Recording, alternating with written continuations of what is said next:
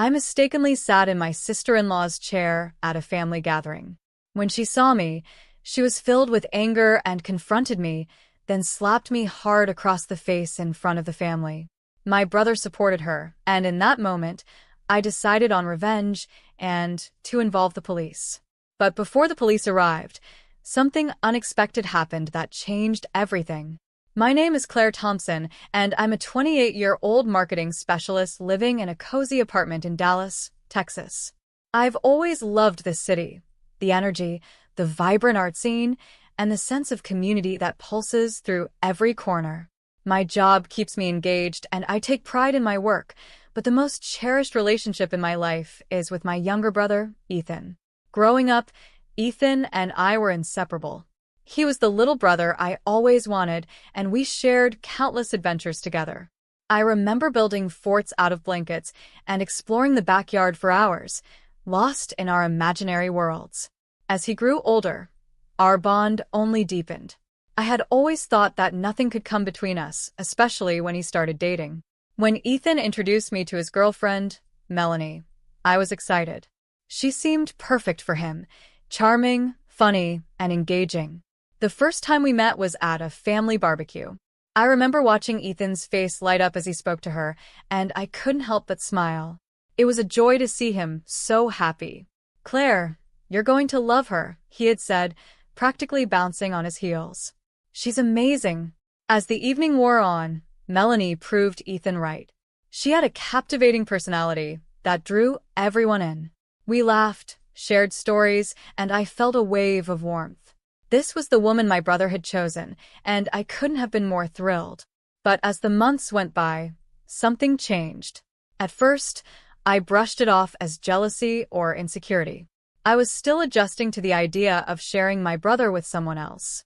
However, it became clear that Melanie had a darker side. At family gatherings, she often made subtle, biting remarks that left me feeling small. One Thanksgiving, I brought my famous pumpkin pie, a recipe passed down from our grandmother. When it was time for dessert, Melanie casually said, "Oh, I thought I was doing dessert this year." The way she said it, with a playful tone, disguised the sting. I forced a smile. "Must have slipped my mind," I replied, feeling the warmth of embarrassment creep up my cheeks. As the months rolled on, her comments escalated. "Still single, Claire? You should really try dating someone. It might do wonders for your personality," she quipped one evening during dinner. I felt my heart sink, the jab piercing through my defenses. I tried to brush it off, thinking she was just being playful. But with every family gathering, Melanie's barbs became sharper, and I felt increasingly isolated. I confided in my best friend, Luke, one night while we were out for coffee. "Luke, something feels off with Melanie," I admitted, stirring my drink anxiously. "At first, I thought she was great, but now she's just different." "Different how?" Luke asked, raising an eyebrow. "She makes these comments that feel like insults. It's like she's trying to undermine me," I replied, feeling a wave of frustration wash over me. "Have you talked to Ethan about it?" I hesitated, thinking about my brother's love for her. I don't want to cause any problems. He's so in love with her. "Claire, you can't ignore this. You deserve to feel safe and respected in your family," Luke urged, concern etched on his face. I nodded, knowing he was right, but the thought of confrontation made my stomach twist. Days turned into weeks, and Melanie's behavior only worsened. She began meddling in my relationship with Ethan, deleting messages he sent to me or not telling me about family events. I felt like I was losing my brother, and the worst part was that I felt powerless to stop it. Finally, everything came to a head during another family dinner at our parents' home. I had arrived early to help with the preparations, and as everyone gathered, I sat in a chair that I assumed was available. However, when Melanie walked in and saw me, her face twisted in anger. "Excuse me, that's my seat," she snapped. I blinked in confusion. "I didn't realize there was a specific spot for you." Her eyes narrowed, and the tension in the room skyrocketed. "It's always been my spot. You should know that by now." Everyone was staring, and my heart raced. "It's just a chair, Melanie. Let's not make a scene," Ethan interjected, trying to diffuse the growing tension. But Melanie wasn't having it. No, Claire is always trying to take everything from me. She's always trying to steal my spotlight. I felt the weight of her accusations. I'm not trying to take anything. I just sat down. Before I could gather my thoughts, the atmosphere grew thick with hostility. As emotions flared, I braced myself for the storm that was about to unfold, completely unaware of how deeply this moment would impact our family and the relationships I held dear. I had to confront this situation, not just for myself but for my brother as well, and the storm that was brewing inside me was ready to break free. The aftermath of the dinner was chaotic. I felt a rush of adrenaline mixed with disbelief as I tried to process what had just happened. Melanie's accusation that I was trying to take everything from her echoed in my mind. I couldn't shake off the feeling of confusion. I had always considered family to be a safe haven, but now it felt like a battleground.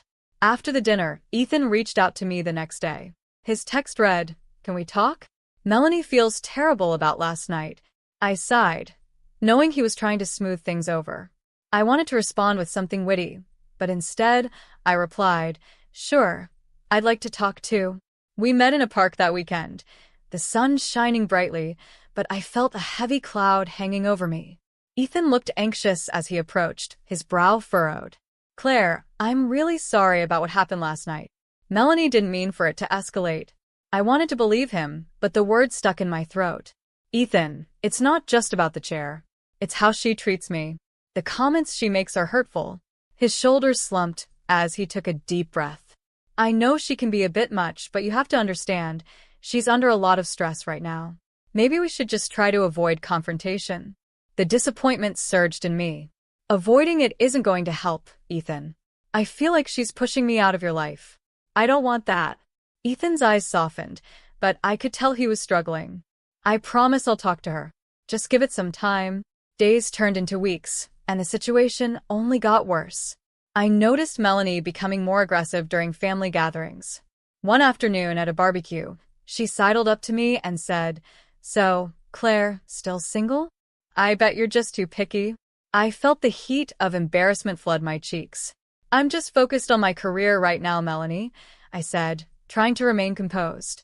"Right, because that's working out so well for you," she shot back, her laughter ringing like nails on a chalkboard. After that, I confided in Luke more frequently, desperate for clarity. "It's like I'm walking on eggshells around her," I told him one evening at our favorite coffee shop. The scent of coffee beans hung thick in the air as I stirred my drink absently. "Have you thought about looking into her past? There has to be a reason for her behavior," Luke suggested, leaning forward in concern. I hesitated, my mind racing with doubts. "I don't want to invade her privacy. What if it makes things worse?" "Sometimes you need to understand the enemy to defend yourself," he replied firmly. I could feel his determination radiating toward me, and I began to consider the possibility. After much internal debate, I decided to do some digging into Melanie's past. It didn't take long to find troubling snippets of information online. I discovered references to toxic relationships and unsettling mentions of restraining orders filed against her by former partners. My heart raced. What kind of person had my brother chosen to marry? Feeling both anxious and resolute, I shared my findings with Luke. "She has a history that worries me. It might explain why she's acting this way." Luke nodded, his expression serious. "You need to confront Ethan again with this information. He deserves to know who he's really dealing with." That evening, I finally mustered the courage to invite Ethan over for dinner. I thought that the familiar warmth of our shared meals would ease the tension. When he arrived, I noticed the stress lines on his face. "Thanks for coming, Ethan.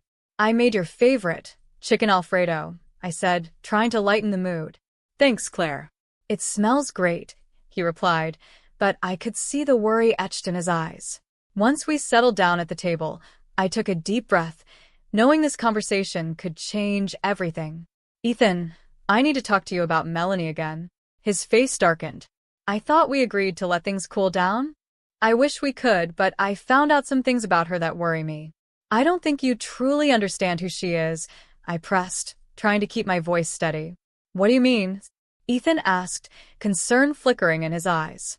I laid everything out, her past relationships, the restraining orders, and how she had been sabotaging my career. She's been spreading rumors about me to my clients, and I can't let her hurt you too. Ethan's expression shifted as the gravity of my words sank in. I don't know what to think, Claire. This is a lot to process. Before he could respond further, there was a loud knock on the door. My heart raced as I exchanged a worried glance with Ethan. Who could that be? He asked, his voice tense. I don't know, I replied, feeling an unsettling knot tighten in my stomach. As Ethan opened the door, I felt a wave of apprehension wash over me. I was unprepared for what lay ahead, unaware that the storm was just beginning. Little did I know that this night would unravel everything I thought I knew about my brother and his wife. As Ethan opened the door, my heart raced. Standing on the doorstep was Melanie, her face flushed with anger and something else. Fear, perhaps? I felt a knot tighten in my stomach as she pushed past Ethan, not bothering to acknowledge me. Ethan, we need to talk. Now, she exclaimed, her voice filled with urgency. Ethan glanced back at me, his expression uncertain. We were in the middle of a conversation, he replied hesitantly. Melanie turned to me, her eyes narrowing. You've been filling his head with lies, haven't you, Claire? My pulse quickened. That's not true, Melanie. I'm just trying to protect him. Protect him? She laughed bitterly, stepping closer. You mean trying to keep him all to yourself? I know your type, Claire. Enough. Ethan interjected, visibly shaken. Melanie, let's not do this right now. But Melanie wasn't backing down. Oh, I think we need to. You've been so busy listening to her nonsense, you don't even see what's happening right in front of you. I felt the tension crackle in the air as I tried to maintain my composure. Melanie, I'm not trying to come between you two. I just want you both to be happy. She scoffed, crossing her arms. Happy? You think you can just come in and dictate how our relationship should be? I'm not dictating anything. I'm just concerned for you both, I replied, my voice shaking. Melanie stepped closer, her voice dropping to a low growl. You think you're better than me. You always have, with your perfect job and your perfect life. Well, I'm tired of it. The venom in her words struck me hard. I had never thought of myself as superior to her. I just wanted to be supportive. I'm not trying to put you down, Melanie. I want us to be a family, I said, my heart pounding. She leaned in, her eyes fierce. Family? You're a threat to everything I've worked for. You've been trying to tear us apart since day one. I felt the anger bubbling inside me. I've never tried to tear you apart. I just want my brother to be safe. But before I could finish, Melanie's face twisted with rage. In a sudden, shocking moment, she slapped me hard across the face. The sound echoed in the room, and I stumbled back, stunned. Ethan's eyes widened in disbelief. Melanie, what the hell? I touched my cheek, the sting radiating through my body, and fought back tears. You can't just hit me and expect everything to be okay, I said, my voice trembling with hurt and indignation. Melanie stepped back, her expression shifting from rage to something almost pleading. I didn't mean to, she mumbled, but her voice lacked sincerity. No, you meant it. I shot back, my frustration boiling over. You've been manipulating everything and everyone around you. Ethan looked between us, his expression a mix of confusion and concern. This is not okay, Melanie. You can't treat Claire like this. The tension hung thick in the air, and I felt a wave of relief that Ethan was finally taking a stand. But as I looked at Melanie, I realized how deeply the situation had deteriorated. I'm done with this, she said suddenly, her voice cold. You think you can just come in here and ruin my life? You're nothing but a spoiled brat. Enough! Ethan shouted, his voice booming. I can't believe this is happening. I thought we could work through our issues, but you've crossed a line. The weight of the moment hung over us, and I knew that this was the point of no return. The fight had become about more than just me and Melanie. It was tearing apart the fabric of our family. Just then, the sound of sirens filled the air, and I felt my heart race. A police car had pulled up outside, and my stomach dropped. What's happening? Melanie asked, panic creeping into her voice. Ethan turned to her, his disappointment palpable. I don't know, but I think someone must have called about the altercation. As the officers approached, I felt a wave of uncertainty wash over me. The situation was spiraling out of control, and I could only brace myself for what was about to unfold. The reality of what had happened was sinking in, and I knew that nothing would ever be the same again. As the police officers approached, my heart raced, and the air felt charged with tension. I stood frozen, watching Melanie's face shift from anger to panic as the reality of the situation sank in. "Ma'am, we received a report of an altercation. Can you tell us what happened?" one of the officers asked, looking directly at Melanie. "I didn't do anything," she exclaimed, her voice trembling. "I just had a disagreement with her." "Disagreement?" Ethan cut in, frustration bubbling over. "You slapped my sister across the face." I could see the officers exchanging glances, their expressions serious. "We need to take a statement from everyone involved," the other officer said. I took a deep breath, steadying myself. "Melanie has been aggressive toward me for a while now." "It's not just this incident," I said, my voice firm. Ethan looked at me, his eyes wide with a mix of disbelief and regret. "I didn't want it to come to this, Claire. I thought we could work things out." "Clearly, that's not going to happen," I replied, feeling a rush of emotions. I wanted to protect my brother, but I also needed him to understand the gravity of the situation. As the officers took our statements, I could feel Melanie's anger simmering beneath the surface. "You're ruining my life. You think you're the good sister, but you're just jealous," she spat at me. "Jealous? I just want you to be honest with yourself and with Ethan," I countered, my heart pounding. Once we finished providing our accounts, the officers stepped aside to talk privately. I took the opportunity to speak with Ethan, my voice low. "You have to see how toxic she is, Ethan. I'm worried about you." He ran a hand through his hair, his expression torn. "I know things have been difficult, but I love her, Claire. I just need some time to think." Before I could respond, the officers returned. "Ma'am," one of them said, addressing Melanie, "we are placing you under arrest for assault." "What?" "You can't do this," Melanie shouted, her voice rising in pitch. "It's just a misunderstanding," she cried as the officers cuffed her and led her away. I felt a mix of relief and sadness wash over me. As they escorted her to the police car, I looked at Ethan. His face was pale, and I could see the weight of everything crashing down on him. "I can't believe this is happening," he said, his voice shaky. "I know it's hard, but you have to understand that her behavior isn't just a phase.